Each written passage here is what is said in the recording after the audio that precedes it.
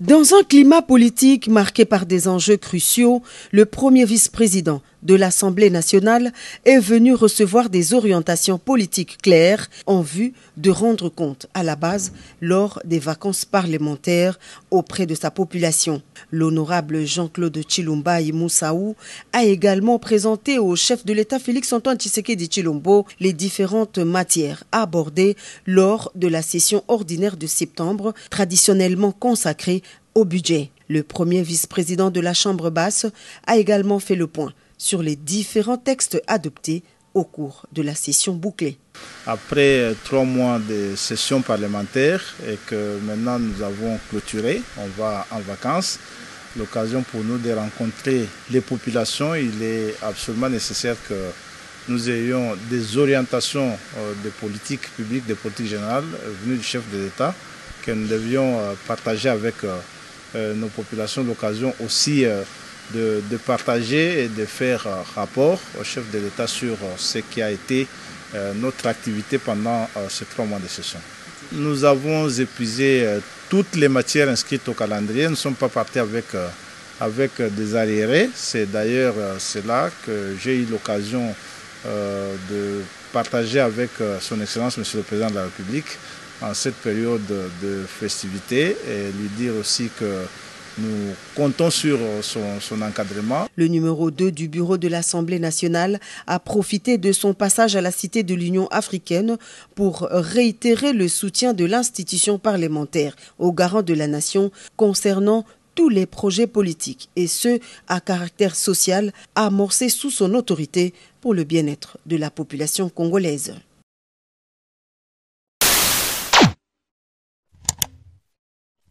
Voilà, peuple congolais, la tempête arrive, va retomber, moi, Makambo, moi, Likosali, ma République démocratique du Congo.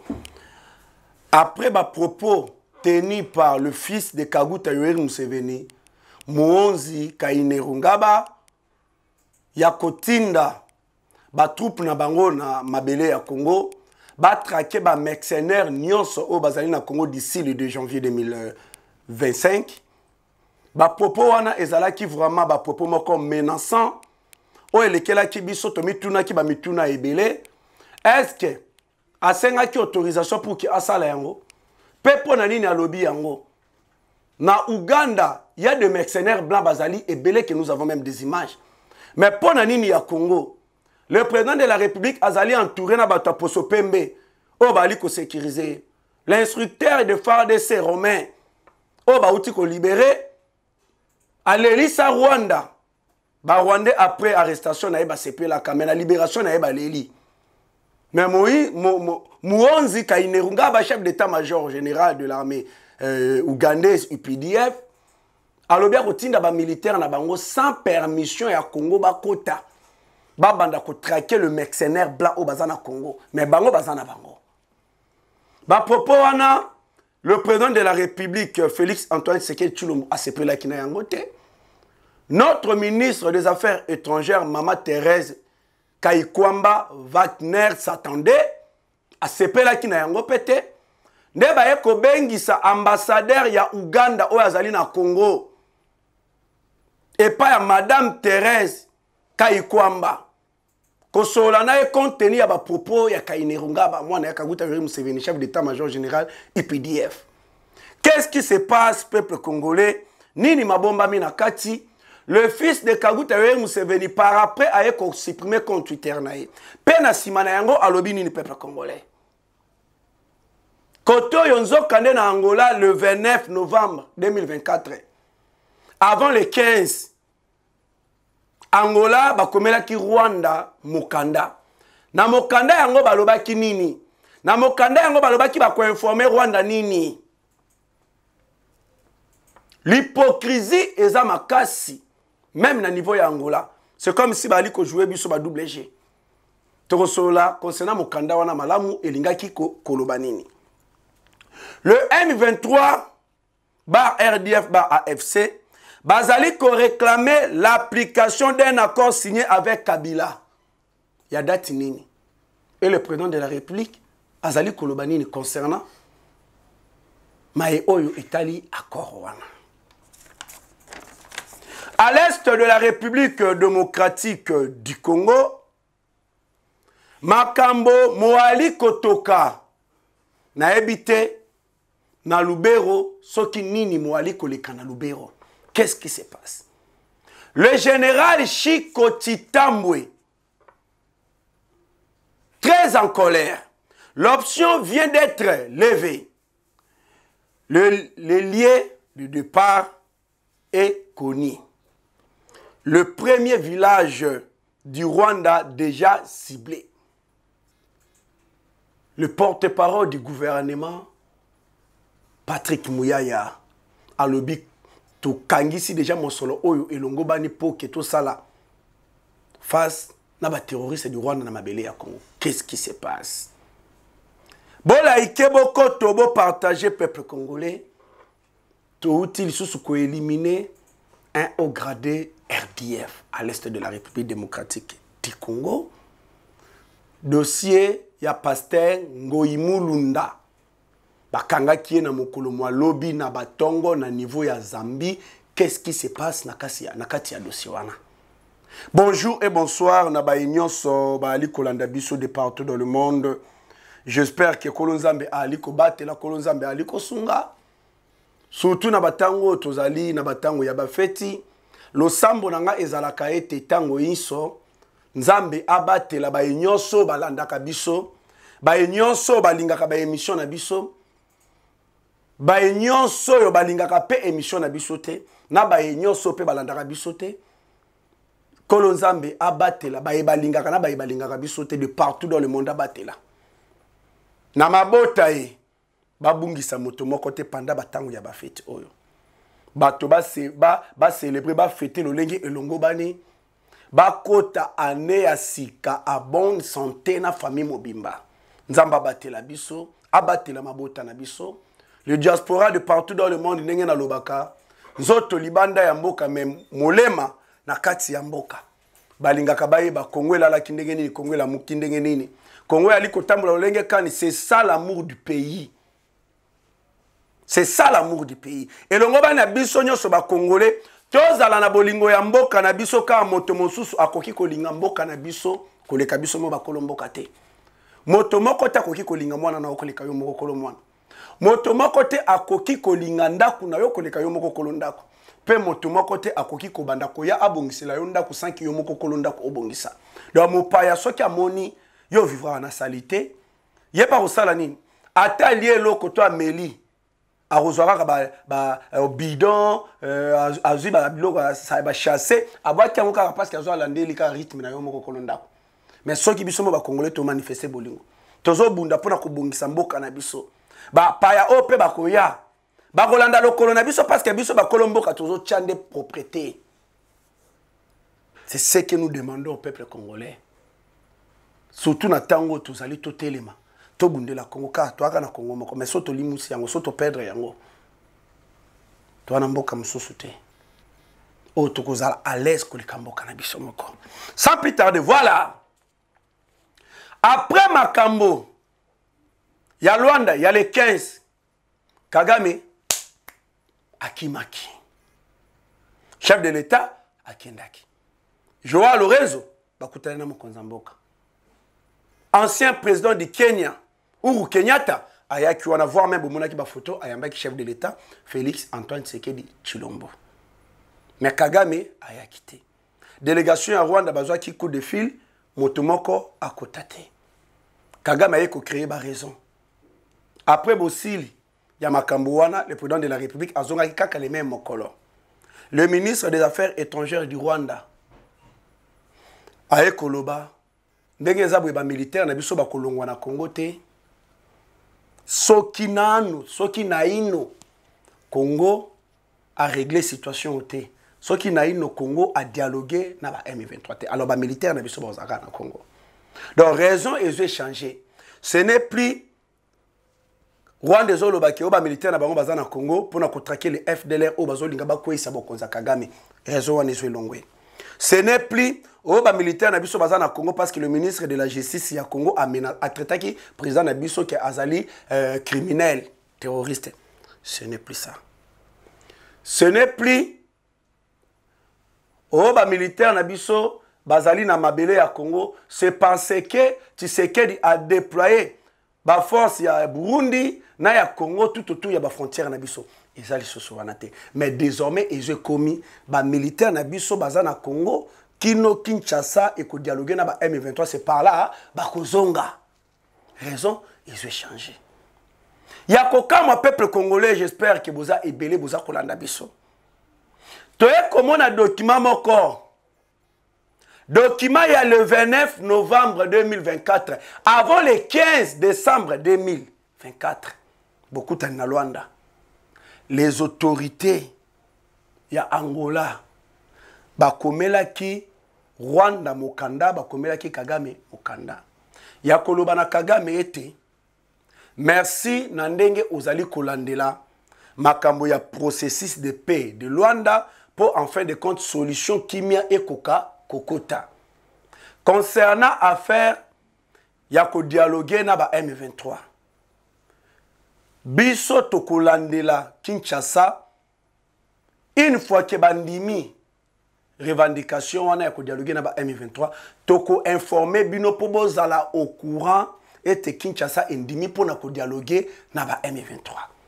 To ali ko senga na bino merci parce que vous allez vraiment s'impliquer vraiment lolenge longo bani pour na solution et ko kopesama.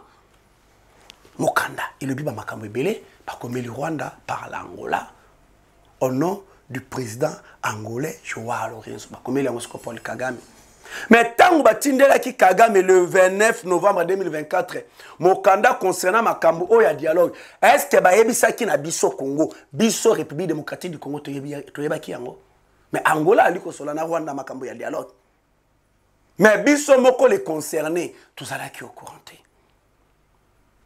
Raison pour laquelle le ministre des Affaires étrangères du Rwanda, na Luanda, les 14, le ministre des Affaires étrangères de la République démocratique du Congo, Maman Thérèse Kayikwamba Wagner, s'attendait au Yasilisi Bango Kinosuka. A comprendre qui t'a lobby.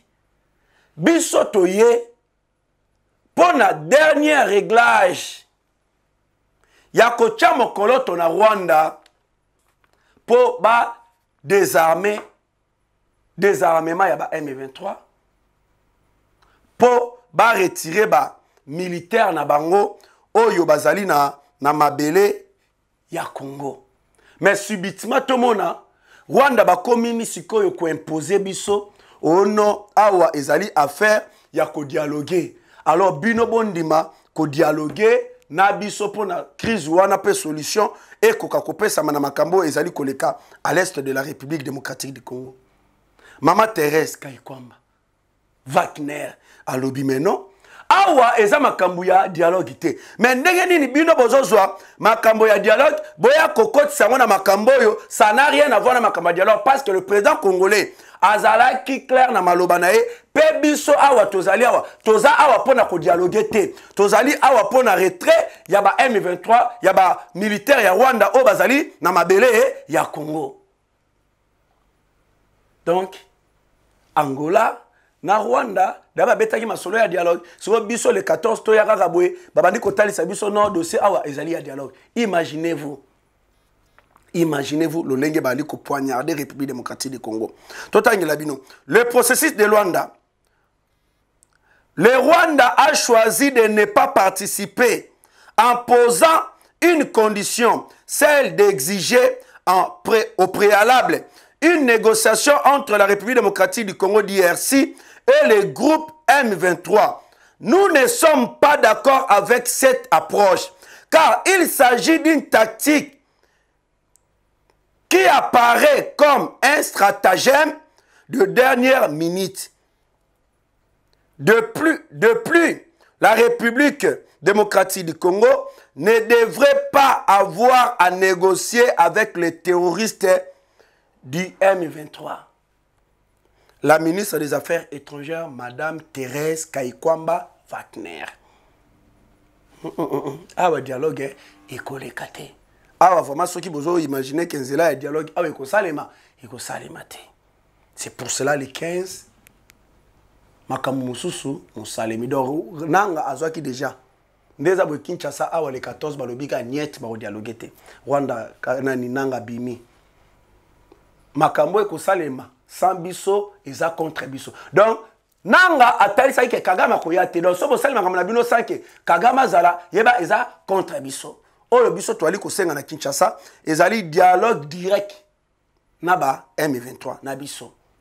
Là c'était nanga total appelé 15 peu comme iboué Kagame pe tout la musi ya zaza atikali ko yate parce que nanga déjà talisa ki ete Kagame ko yate parce que ko sale masan biso donc e concerné biso teza contre biso botala ra décret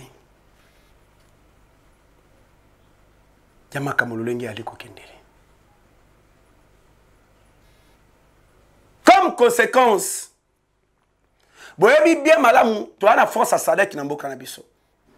Nabitumbo ezali kobundama à l'est. Vous allez voir, on en parle que le FARDC ainsi que le Ouazaleno. Mais Sadek Azali a s'engagé dans le combat. Tant qu'il y a qui kobanda a stoppaki. Pourquoi Sadek a stoppaki? C'était parce que Koto yona Luanda, tu bandai koluka processus de paix. Si na Luanda simbité, la République démocratique du Congo te vaincre diplomatiquement le Rwanda. Ya kotalisa na mokili mobimba Rwanda zolinga kimia ezala na Congo te Rwanda yende M23. Comme conséquence, la République démocratique du Congo va activer 4 pays membres de la SADC. Na opération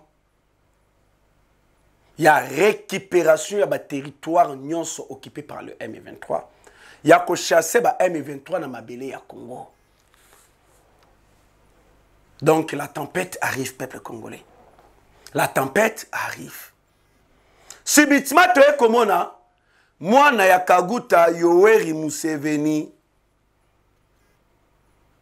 chef d'état-major général de l'armée ougandaise IPDF, a outi ko tenir ba propos moko menaçant. Et pourquoi? Na tango oyo nde aye koloba après que Kagame kimi après que Kinshasa lobi toko dialoguer na Rwanda te kino suka ka bongo nde aye ko tenir ba propos oyo. Rappelez-vous Muhonzi Kainerugaba le fils de Kaguta Yoweri Museveni a menacé la République démocratique du Congo en disant ceci: Soki bosimbi oncle nanga Paul Kagame biso tozana armée ya makasi na Afrique toko tenir bino tête veut dire toko ta na bitumba Trobunda contre bino au profit à Kagame, au profit à Rwanda. Amenasa biso aloba bomeka na oncle nanga Kagame te. Au moment où Kagame azoboma à l'est du Congo, azo pillé biso to simba Kagame te. Comme si Muhonzi Kainerugaba le fils de Kaguta Yoweri Museveni a senti que aliro makambo kende lokola na Rwanda Kagame a quitté la République démocratique du Congo sikoyo a ko engagé cette opération contre les terroristes rwandais du M23 ou ko kumba même to simba Kagame. Ndembala moko ayeko beteloko. Ndembala moko ayeko loba. Le fils du président ougandais Kaguta Yoweri Museveni, le chef d'état-major général de l'armée ougandaise, IPDF, Kainerugaba, alobi boye. Au nom de Jésus-Christ, le Dieu de tout, le Bashwezi, le Dieu de tout, si c'est Bashwezi, il ne restera plus un seul mercenaire blanc en République démocratique du Congo à la même époque, l'année prochaine. Alors, na kombo ya Nzambe, nazali ko jire. Et côté Kalata mercenaire mon côté à Poso Pembe à l'est de la République démocratique du Congo na année autre zali koya pe a si mokolo le 2 janvier 2025 toko kota ba militaire na biso ba lancer opération ba kanga ba mercenaire blanc so en République démocratique du Congo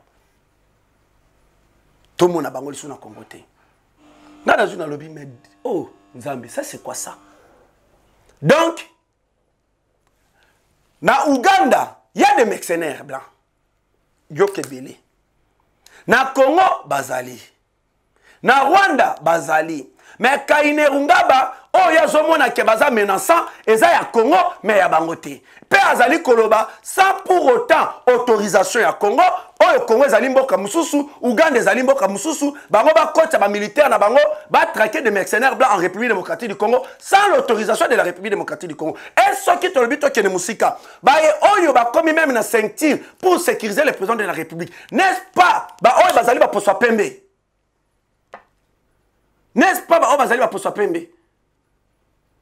Oh Rwanda bakoba ko publier ba photo na bango bota Tshisekedi na ceinture ya sécurité na ye à côté ici ba mindele ba poso pembe pour na ba sécuriser. Aujourd'hui quand Kainerungaba Muonzi le fils de Kaguta Museveni alors bien ko tinda ba militaire na bango le 2 janvier 2025 pour na ba kanga ba traquer ba mercenaires blancs au bazar na Congo. Donc cela veut dire même ba au bazar na ceinture ya sécurité chef de l'État. Cela veut dire même l'instructeur romain ya FARDC Barokanga même naye. Ah, Tommy tout n'a peuple congolais. Na makambo wana. Le ministre des Affaires étrangères de la République démocratique du Congo, Madame Thérèse Kayikwamba, a sepela ki na ba popo wana te. A sepela ki na maloba ya mwana Kaguta Yoweri Museveni wana te. Directement a bengisi ambassadeur na bango o azali a convoqué urgemment. Non, maman Thérèse Kayikwamba Wagner s'attendait o a exterminé bango. Maman oyo ana ebite so mutazo sa malamu to betele maboko. Na sengi bocha na commentaire, je suis maman Thérèse Kayikwamba Wagner s'attendait. Maman Oaza ko s'impliquer dans le moko incroyable. A convoqué Mutuna Bango en République démocratique du Congo.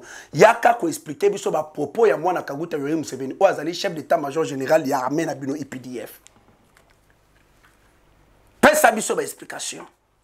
Suite aux propos récents du fils de Kaguta Yoweri Museveni et chef d'état-major général IPDF Muonzi Kainerungaba concernant le président Tshisekedi, Madame Thérèse Kayikwamba Wagner, ministre des Affaires étrangères de la République démocratique du Congo, a convoqué mercredi le 18 décembre 2024 Monsieur Matata Toa Mangara, chargé d'affaires AI de l'Ouganda en République démocratique du Congo pour des explications. Loba Nabiso, tala makambo mwana ya Museveni azoloba. Tala ba propos menaçants. Il y a Museveni azoloba contre notre pays, contre le président Tshisekedi. Yo a ozaliawa. Pesa biso explication ya ba propos wana. Mutakomi kolenga kakabwe. Matata Mangara akomi kolenga kakabwe. Chargé des affaires AI de l'Ouganda en République démocratique du Congo. Comme kolenga kakabwe. Explication isate. Oh non, nous allons voir, nous allons en parler, et nous allons discuter par rapport, nous allons vous expliquer, ceci, cela. Abando beta monoko. Directement, le fils de Kaguta Yoweri Museveni a supprimé tweet na yewana. Et bah, propos à Tenaki a supprimé yango. A koloba, oh, le président Tshisekedi, c'est mon grand frère. D'ailleurs, même, Nazali ko envisager na ya kokutana naye. Oh, le président Tshisekedi, c'est mon grand frère. D'ailleurs, même nous allons envisager Naya Kokutana Nae. Vous allez comment on a avancé, vous allez comment on a scénario. Mais rappelez-vous, si aujourd'hui, la cité de Bunagana et Pesama Namaboko Yaba M23, c'est l'Ouganda via Kainerungaba, ne mutazo ba militaire na bango IPDF bazo Bunagana ba sedan on a ba M23. Peba oyo bazali ko bundana côté. Il y a ba M23 contre l'armée congolaise contre les Ouazalines. Il y a des IPDF bazali na kat. Dernièrement to juge to bomi plusieurs renforts qui ne pour renforcer les M23 vers Kirumba. Na kat wana ba IPDF ba militaire ya Uganda bazu ba kufi na ba kat na bango ba kufi. Siko bolo ba babilo ko wana ke Kainerungaba ba yebi ngote. D'ailleurs même, tu as dit qu'on comprend nini moali koleka na niveau ya Uganda. Nini ezali koleka na niveau ya Uganda. Kaguta Yoweri Museveni to ebite soki déjà comme mona liwa na eliboso. Akomo mona liwa. Akomo beta lisolo siko ya testament. Boyebi so bomoni muta komi kovanda.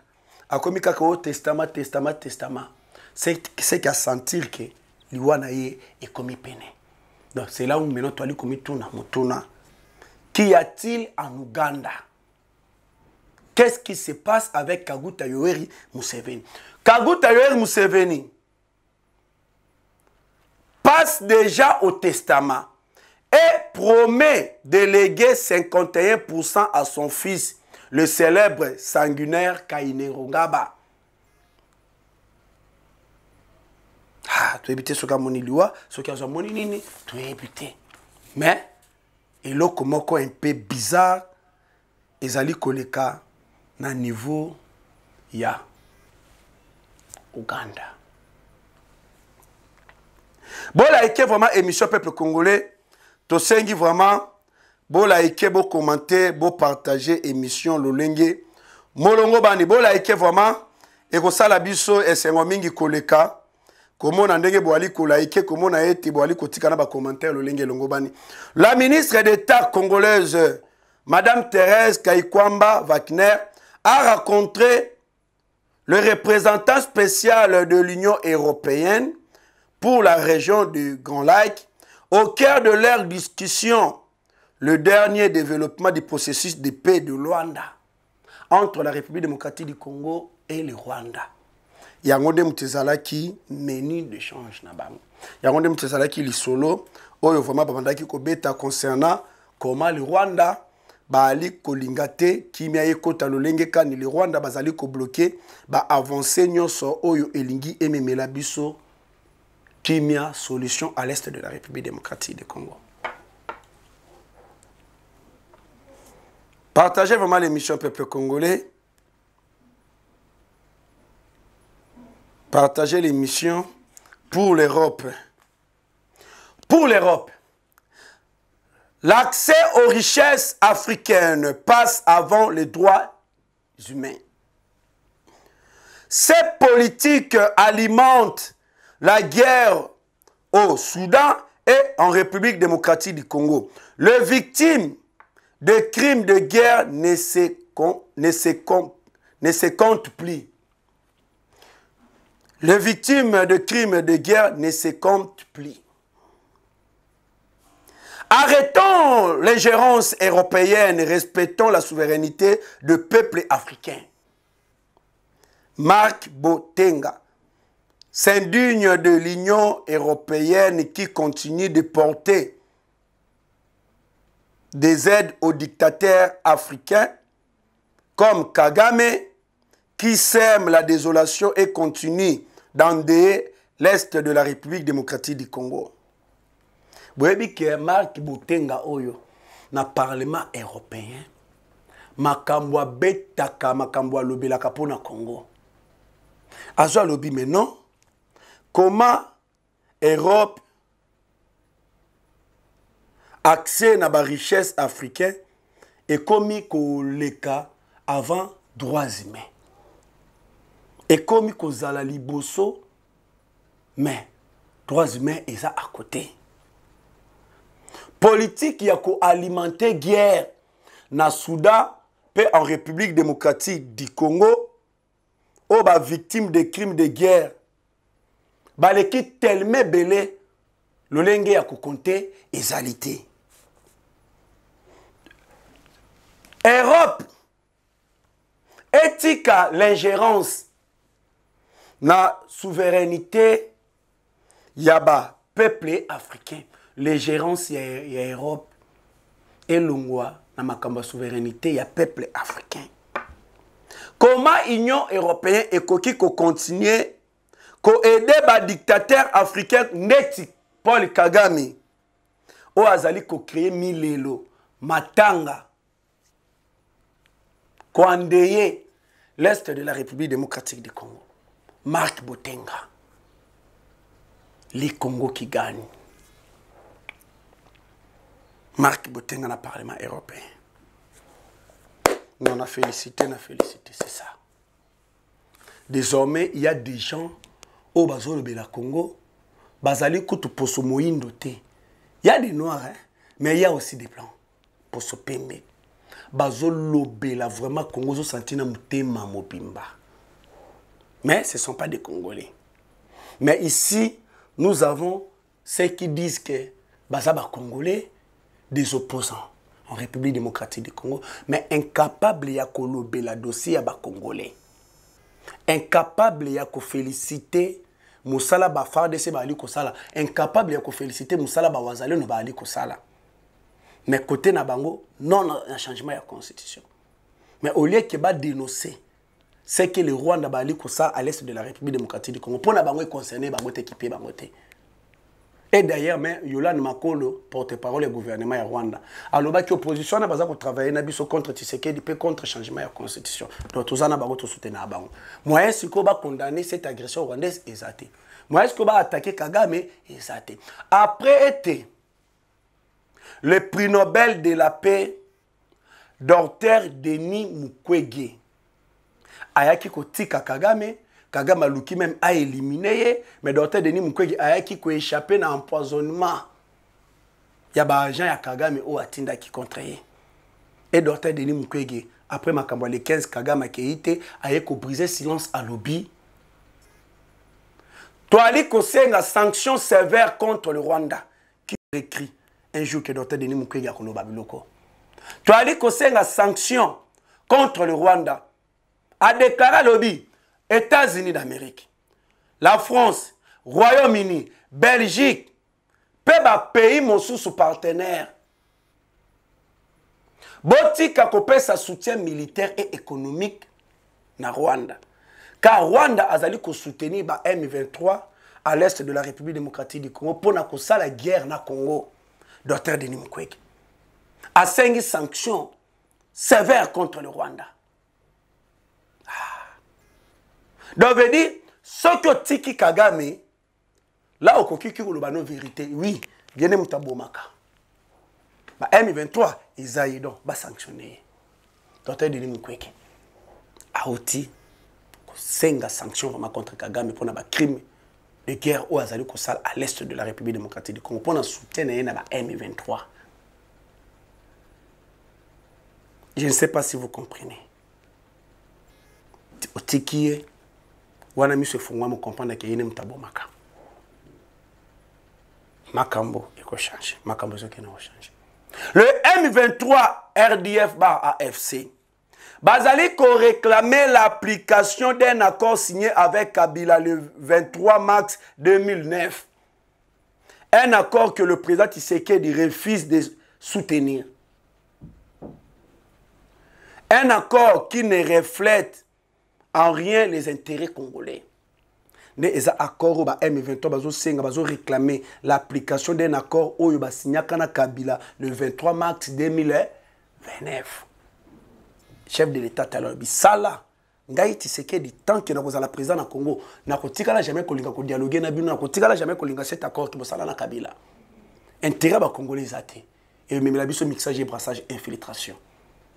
Na kotikala jamais côté kamboka na ngana nzela ya ba accord. Le président de la République a lobby niet et kotika laka ata mokolo moko te ko simba ko salema. Donc yé a kotika jamais ko dialoguer.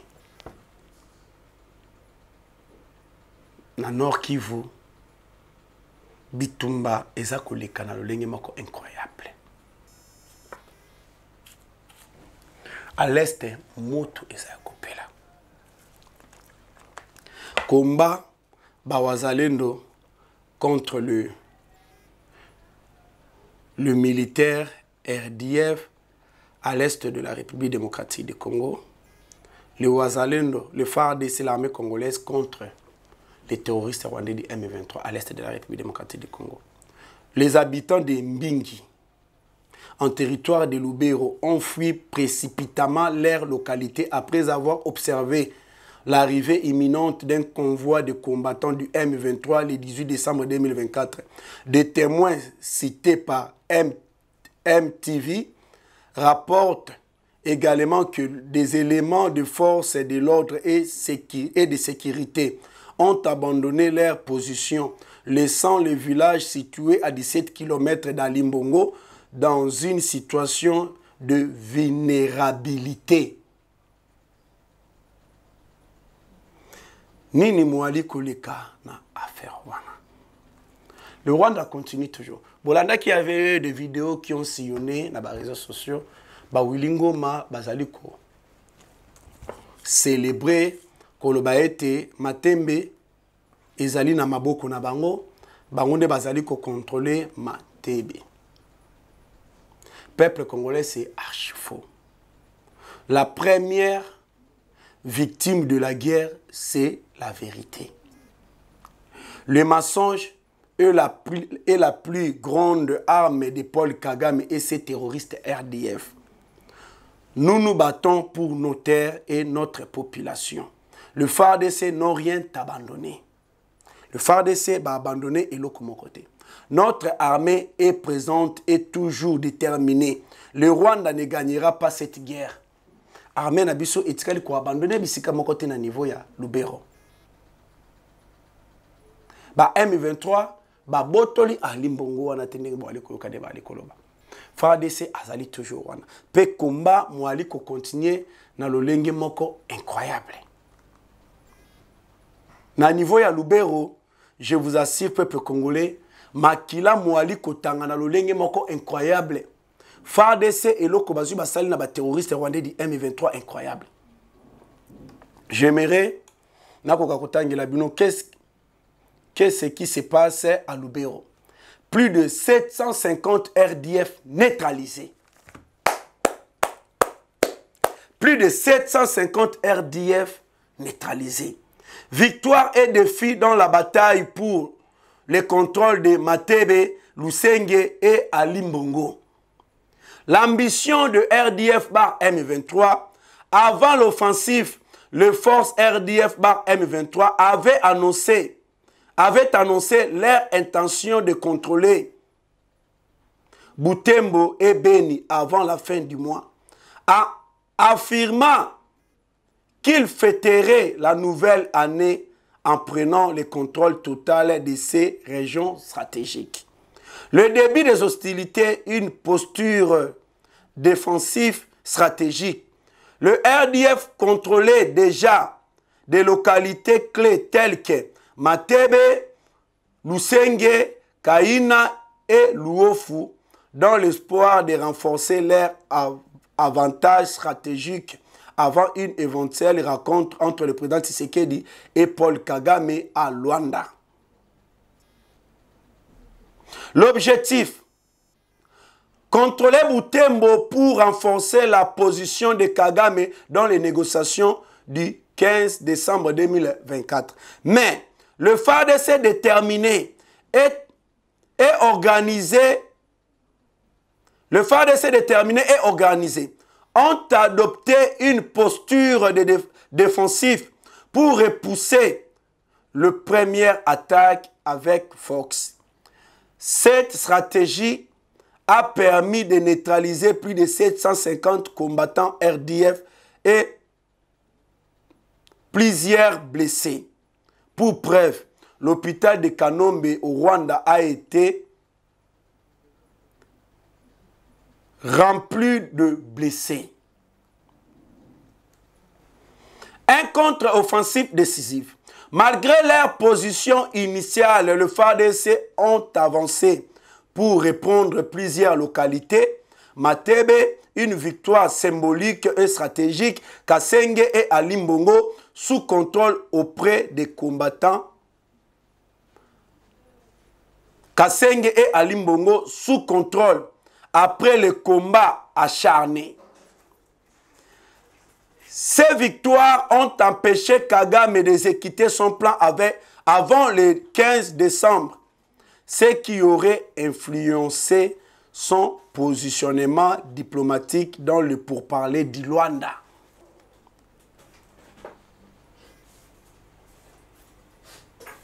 Il n'y aura pas eu de repli stratégique ni d'abandon, mais un décrochage forcé dû à la supériorité de fait de l'ennemi et à l'utilisation des drones kamikazes pour brûler nos lignes de défense. Malgré ces rêves, l'armée congolaise reste déterminée sous les ordres du général Chico et Kabound. Elle n'a pas encore mobilisé toute sa puissance. Respective et espoir. Le soutien apparent du Rwanda par certaines puissances internationales complique la situation. Mais le président Tshisekedi joue une carte stratégique à long terme, comme dans le passé avec le FCC. Son approche mesurée était incomprise par nous autres, mais nous l'avons donné raison à la fin. La bataille de Lubero est loin d'être terminée et rien n'est éternel, comme le rappelle la résilience de notre armée et de notre peuple. Un avenir à construire ensemble. Les défis sont grands, mais l'unité et la foi en nos forces permettront de surmonter cette preuve. Restons solidaires et confiants en notre capacité à triompher. La patrie ou la mort, nous vaincrons. Là, c'est notre armée de la République démocratique du Congo. Bali kotalisa musala oyo bazwi basali lolenge babebisaki plan ya Kagame pona bokutani na mokonzi ya mboka le 15 décembre na niveau ya Luanda. Kagame alingaki ndakene na mesure de force, na position de force, azala na Beni, azala na Butembo na contrôle na ye.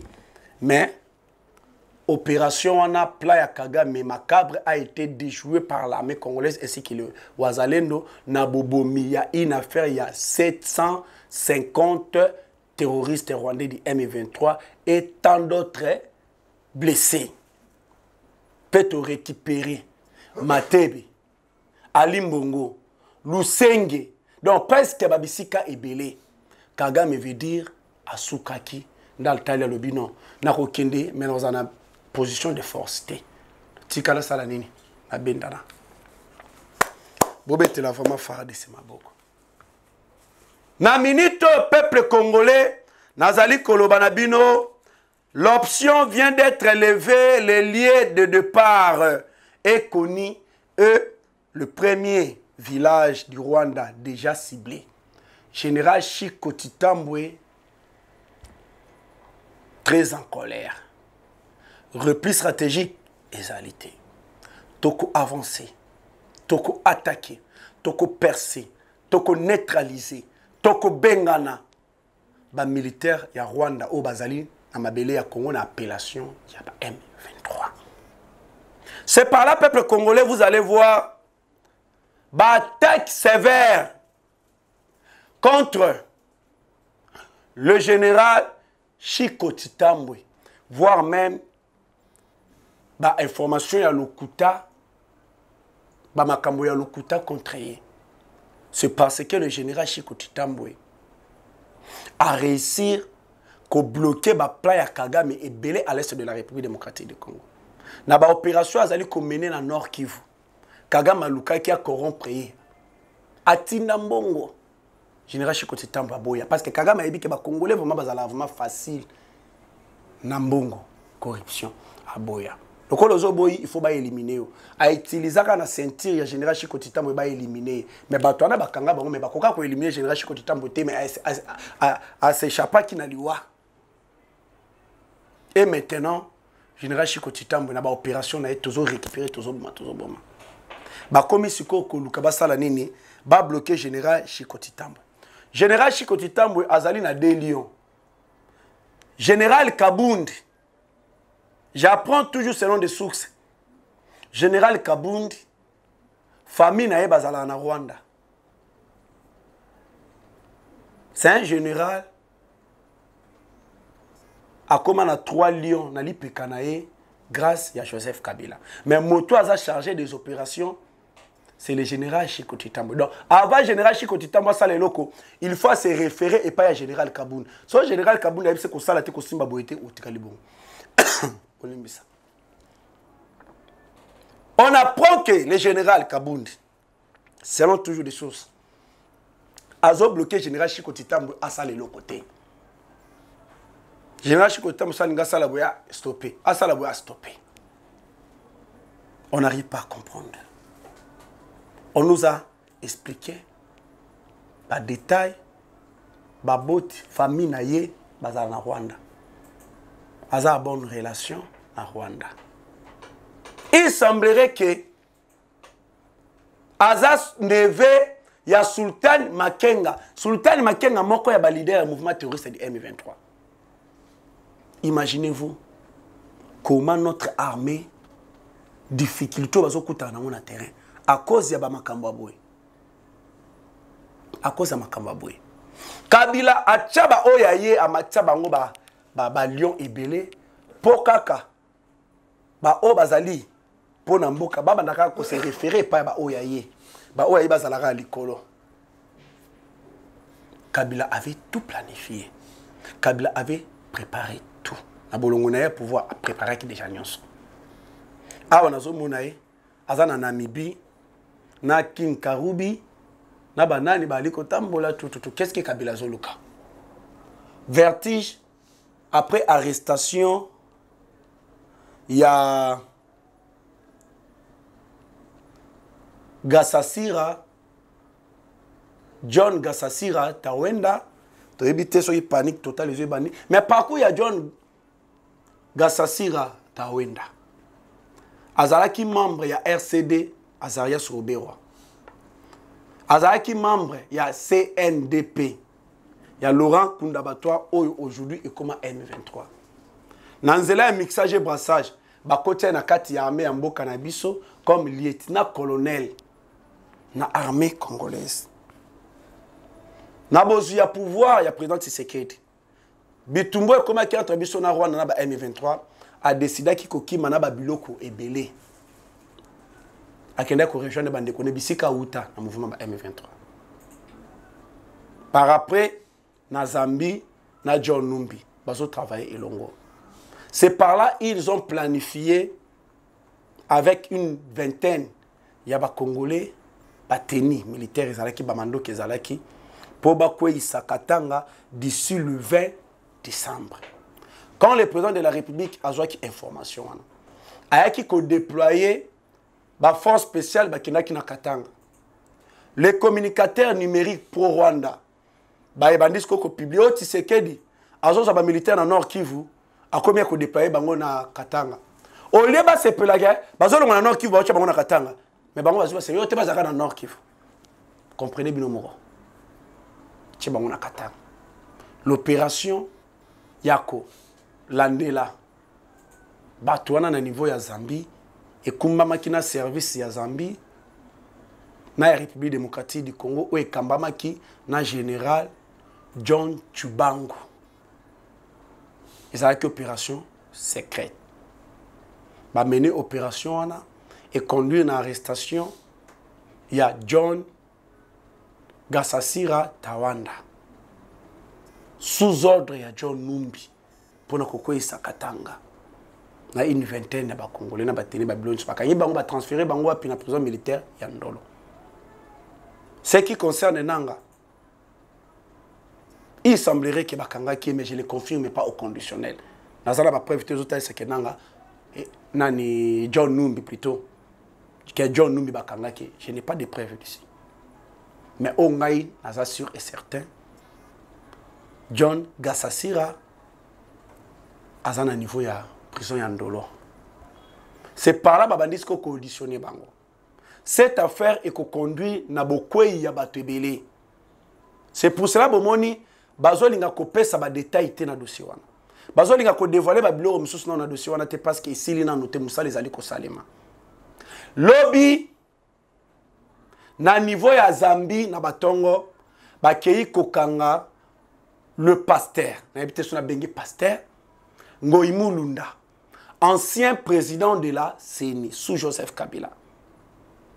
Le monsieur en question à l'époque a qui lancé opération. Il y a kozwa ba mando ki obomona bacha bambongo oyena mundu ki bapesi autant oyena mundu ki bapesi autant. Mando ki wana ekena na gouvernement congolais te. Mando ki wana ngoimulunda soki amema ngo wapi soki apesa ngo wapi point d'interrogation. Na bolongu ya pouvoir ya Joseph Kabila. Le monsieur en question comment menacer bateau. On doit respecter Kabila. Kabila le président, Kabila ceci c'est là na niveau ya Katanga. Na église na ye acha drapeau ya République du Katanga na signe ya bakata Katanga. C'est par là ba ki kokanga ba sambisi konani. Abeti boloko par après ba ye ko bimisa ye. Aye ko senga demande d'exil à partir ya Zambie.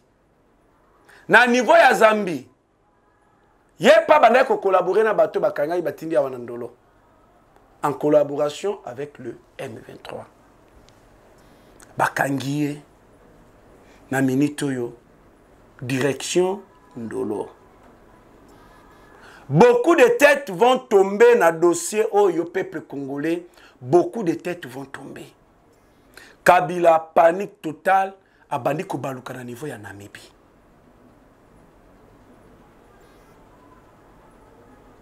John Gassasira ayebi ba secret concernant Kabila, ayebi ba secret concernant John Numbi. Ayebi ba nani azanani à partir de Kinshasa. Rappelez-vous nanga lobaka na biso. Tozana batu na biso partout en République démocratique du Congo. Attends na Kinshasa bazali. Na armée bazali. Mais na armée confirmée par Eric Kuba, conseiller stratégique et politique yananga. Et c'est Kabila et John Numbi bacha ba contact militaire. Na baye o bazana Kinshasa. Nanga lobaki na parlement, na gouvernement ainsi que biso bazali. Aujourd'hui, Ngoimulunda aux arrêts. Collaboration avec le M23 plan de déstabiliser Katanga. Opération, on a déjà quoi avancer déjà. Mais Nzamba Zwa Sali, Bazuba Kangiye, Ndenge Zali Bouye, tout ça cause là, Baotindaye Ao, Nandolo, destination Nandolo. Une fois que l'opération a ce jeu sili, ne va ko présenter bango devant la presse. Oyo a se présenter à Zanani, pe na kati ya mouvement wana rôle nezalaki nini tâche nezalaki asalaka nini. Objectif mission. Ya makamu na bango ezalaki pona nini. Pe babilongi bato bokomona. Il y aura des gens au bakokamwa na yepe. Dernièrement, tout le monde général John Tchubang a côté ici parade. Babiloko tu vas nous monter. Tout le monde message mo ezana katiwana. Mais akoka moi comment la bande on biso o ba mibengi ba Katange. Oh non, le fils du Katanga na régime o bazali ba cible Tshisekedi ba kobi kokanga biso ba kungwa kumwanza molema na ye ezope manakimia te car les notables Katangais bazo kanga bango. Est-ce que le fait d'être Katangais, aux autres travailler na bateau bazo luka déstabiliser Congo pe bazo boma ba Congolais. Bako kangote parce que tu es Katangais. C'est là où on a mis tout mutuna. Est-ce que peut muto yango azo défendre? Ba ba mi bengi ba Katangais bazo défendre ngoimununda. Pourquoi ba kangié? Est-ce que en réalité baza ba Katangais? Point de interrogation. Si en réalité baza ba Katangais, ba koki kozala baye o basalaka na mission ya Alliance Fleuve Congo, ya ba M23. Une fois que bakangi un Katangais membre du mouvement Alliance Fleuve Congo, collaborateur na ba M23, bino bosala ba déclaration contre yango. Ce sont des gens ya kolandela ya kokanga. Parce que Babylone mususu je n'arrive pas à comprendre. Na Katanga, il y a des Kassaïens au bazali ko continuer koboma des Kassaïens. Et je vois même des images. Mais ça c'est quoi? Depuis arrivé, il y a président Tshisekedi au pouvoir. Il y a eu des Kassaïens au Basuba Bomi. Et jusqu'aujourd'hui, j'apprends, on continue toujours de tuer les Kassaïens. Est-ce que nos services de sécurité, est-ce que l'autorité en Mboka Nabiso, cette affaire de près, Pona koye baba nanyo bazana sima ya ba mai o ezo salema wana. Congo et Kobonga. Pe Congo ezo bonga. Pas traître nyonso. Ba kosila na kokangama. Et nous allons changer la constitution. Na auto mona ba ONG ebele. Ba uti koliambonga Katumbi. Bazo sengo Katumbi azonga a continuer piste d'atterrissage à Tonga. Nous voulons qu'il y ait Tonga piste d'atterrissage et nous sommes contre toute tentative de révision ou changement de la constitution. Après avoir basé Bambongo. Nous le peuple congolais nous disons balinga balingate, nous allons changer la constitution en République démocratique du Congo. Paix Kosalema, janvier. C'est par là que vous allez comprendre.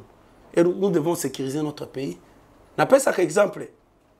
James Kabarebe, chef d'état-major général en République démocratique du Congo. Yewana na Rwanda, chef d'état-major général. Azaya na Rwanda, a Longwe, a commandé une opération contre la République démocratique du Congo, na M23. Mais, sur base de la constitution en Bokanabiso, il est payé en étant ancien chef d'état-major général en République démocratique du Congo. Sur Babilo, quoi, bon peuple congolais, est-ce qu'on doit continuer? N'a pas bêtise à Bongo ou bien on doit changer. Moi, je l'ai dit haut et fort. Je soutiens vision, il y a chef de l'État, il y a changement. Moi, je ne parle pas de la révision constitutionnelle. Moi, je parle, il y a changement total de la Constitution. Pour la Constitution, où est reflété, il mange, peut intérêt, il y a Banamboka, il y a Congolais. Makila ya Kadhafi ezali ko continuer toujours koganga justice, justice, justice. La Cour de cassation vient de rendre sa décision ce mercredi 18 décembre concernant Nicolas Sarkozy. L'ancien chef de l'État a été déclaré définitivement coupable sans voie de recours sur les dossiers dits des écoutes. Sa peine de prison à 3 ans, dont 1 an fermé sous bracelet, est donc définitive. Akolata bracelet électronique. 1 an fermé. Makila, wabande kuna biso zotangana este wana. Ezoganga, justice, justice, justice. Et Paul Kagame sera bloqué. Et Paul Kagame sera bloqué. Je pense bien que le beli vraiment maye oyo mozalaki motuya na émission ya mokolo mwalelo na cadre ya PDDRCS plus de 1300 munitions de guerre remises au comité urbain de sécurité du Nord Kivu. Le programme de désarmement, de mobilisation, relèvement communautaire et stabilisation, PDDRCS, a remis ce samedi le 17 décembre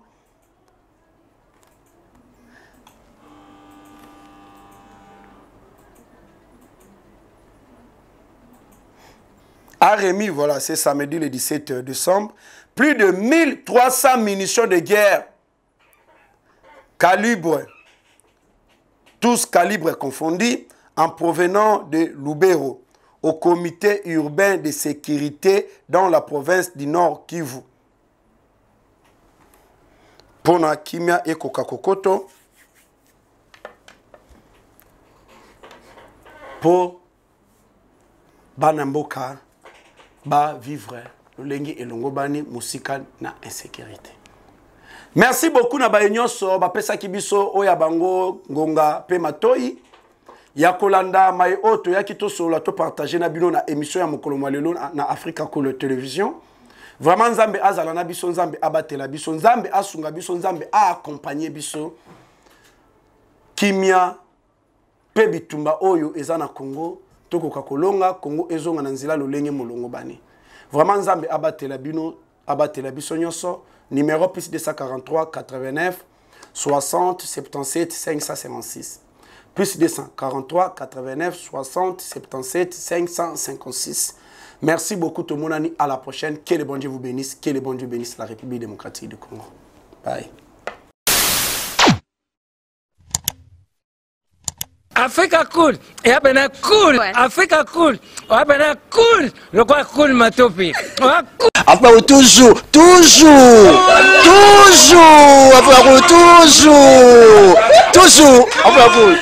c'est bon. Et ça chaîne est bien, et puis vous êtes très rapide. Et ça très rapide, et ça chaîne mon co, bah quoi ça a bien confiance. En tout cas, nazo senga na bato oyo nanu ba souscrire te bazwa. Donc, eza vraiment net oyo ba lobakaki boka lelo, lamba lelo, lia lelo. Vous voulez le Congo pour que le Congo devienne cool, pour suivre les cool analyses, alors revenez et abonnez-vous massivement. Massivement. Alors beaucoup de gens ils pensent que l'Afrique cool donne l'information en temps réel. Mais je ne crois pas cela. C'est-à-dire l'Afrique cool donne l'information en temps réel et en temps chirurgical. Si tu ne suis pas, tu as la crise cardiaque. Qu'est-ce que tu penses de l'Afrique cool? C'est Pépélé. Africa Cool, c'est la destination de prédilection pour une communication optimale. Longo Dianabino Mama. Africa Cool Télévision est une chaîne qui est en train de réunir toutes les tendances. Donc les chrétiens s'y retrouvent, les païens s'y retrouvent, les politiciens s'y retrouvent, les femmes ménagères s'y retrouvent. Donc Eza et Lorona Bisso, to sepe la ranango, yango chaque fois son aïe na Kinshasa, il faut namona Africa Cool. Et au monde de la chaîne Oeza impartial. Et le rôle de Babino, vous méritez le soutien de la population ainsi que des institutions complètes. Bisognoso, tous s'abonner à Afrique Cool. Afrique Cool, oyo. Zengo, Afrique Cool, merci beaucoup, l'idée. Non, je remercie en tout cas Africa Cool, leur support et on leur souhaite bonne chance pour la suite. On leur souhaite le plein succès. I'm coming from Johannesburg. I'm one of the subscribers of Africa Cool. This is a great channel. You watch news that are very fast. I would like to ask everybody to subscribe and then stay tuned. Thank you very much. Placer un petit mot par rapport à la récompense Oyo. Ah, je félicite très sincèrement Africa Cool. Voilà. Je n'avais pas opéré le mauvais choix. Voilà. J'avais recommandé, je me rappelle que je disais que c'était une destination de prédilection pour une communication optimale d'excellence. Voilà. Nazanga Mogotala, YouTube Yemoko à reconnaître que Napona qui m'a bêté. Au moins, il y a choix to salaka, ba réflexion to salaka. Tu as abonné à Africa Cool. Comme ça, tu partages. Bravo Africa Cool. Merci beaucoup. Bravo Bino. Tu dois s'abonner parce que trophée Ezali à Bino, Ezali partagé. Voilà. Moi, je me sens aussi copropriétaire. Il y a prix Oyo. Voilà. Bravo Africa Cool. Merci beaucoup.